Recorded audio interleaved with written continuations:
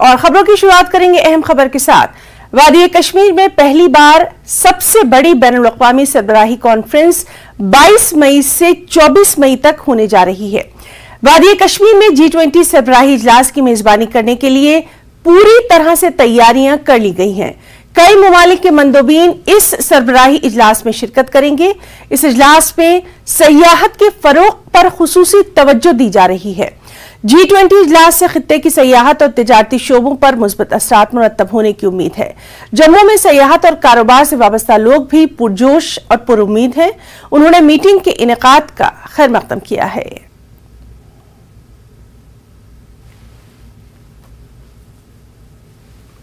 ये एक बड़ा अच्छा इनिशिएटिव जो है हमारी गवर्नमेंट ने, माननीय जो प्राइम मिनिस्टर साहब मोदी जी ने लिया है कि इतनी बड़ी बड़ी जो देश हैं उनके जो हेड्स हैं वो यहाँ पे आएंगे और यहाँ पे मीटिंग्स होंगी, तो ये एक सेंटर बनेगा, पूरे वर्ल्ड का अटेंशन यहाँ पे रहेगा। कश्मीर जो है बड़ा अच्छा माहौल हो गया है, टेररिज्म टोटल वाइप आउट हो गया है और यहाँ पे जो है खुशहाली है और देखने वाली चीज़ है।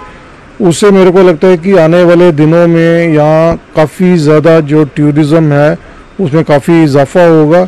G20 का अहम कदम जो हमारी भारतीय सरकार द्वारा उठाया गया है और जिसको कश्मीर की तरफ केंद्रित किया गया है, हम इस कदम की पूरे दिल से सराहना करते हैं।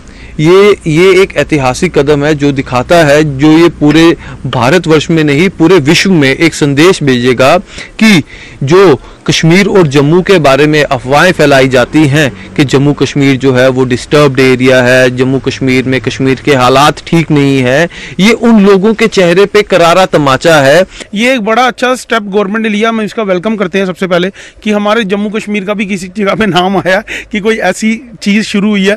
पहले तो चलो मिलिटेंसी के कारण या कुछ भी हम कह सकते हैं चीज़ों के कारण हमारे यहाँ पे नहीं ऐसी चीज़ें हो सकती थी। आज गवर्नमेंट ने अच्छा स्टेप लिया, इसका हम बड़ा अच्छा वेलकम करते हैं। बीजेपी लीडर और लालचौक के डीडीसी मेंबर एजाज हुसैन ने G20 पर बेदारी रैली निकाली। इस मौके पर BJP national executive member Bilal मंजूर भट्ट, राजबाग कॉरपोरेटर शाहीना मौजूद रहे। एजाज हुसैन ने कहा, लोगों में G20 को लेकर फैलाए जा रहे प्रोपेगेंडे को दूर करना है। उन्होंने कहा, रैली के दौरान अवाम में G20 इजलास के फायदे बताए गए। उन्होंने इलाकाई पार्टियों को तनकीद का निशाना बनाया।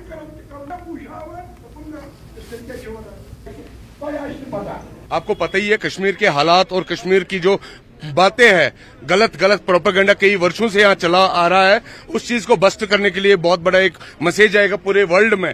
और जब वर्ल्ड से लीडर्स आएंगे वो यहाँ पे ग्राउंड रियलिटीज देखेंगे और यहाँ के वातावरण देखेंगे और म्यूचुअल बेनिफिट के लिए क्या हो सकता है उसके लेके बात करेंगे। मैं समझता हूँ उसमें आने वाले समय में यहाँ जॉब अपॉर्चुनिटीज क्रिएट होंगी, यहाँ टूरिज्म का इंफ्रास्ट्रक्चर बहुत बड़ा बढ़ जाएगा, यहाँ मेडिकल के अवसर और बढ़ जाएंगे और जो हमारा कल्चर है, जो हमारे हेरिटेज है या जो हमारे हैंडीक्राफ्ट के जो सामान है या GI टैग जो मिला अभी हमारे देश से जो GI टैग मिला है प्रोडक्ट्स को, उनको बहुत ज्यादा फरोग मिलेगा। मैं यहाँ के स्थानीय लोगों को धन्यवाद करना चाहता हूं जो यहाँ पे जिन्होंने यहाँ अवेयरनेस कैंपेन चलाया था, क्योंकि 2 महीने से हम लोग लगातार सुन रहे थे G20 की मीटिंग्स हो रही है, लेकिन G20 किसके लिए हो रही है, उससे क्या फायदा होगा आम स्थानीय लोगों को, उस चीज की अवेयरनेस नहीं थी।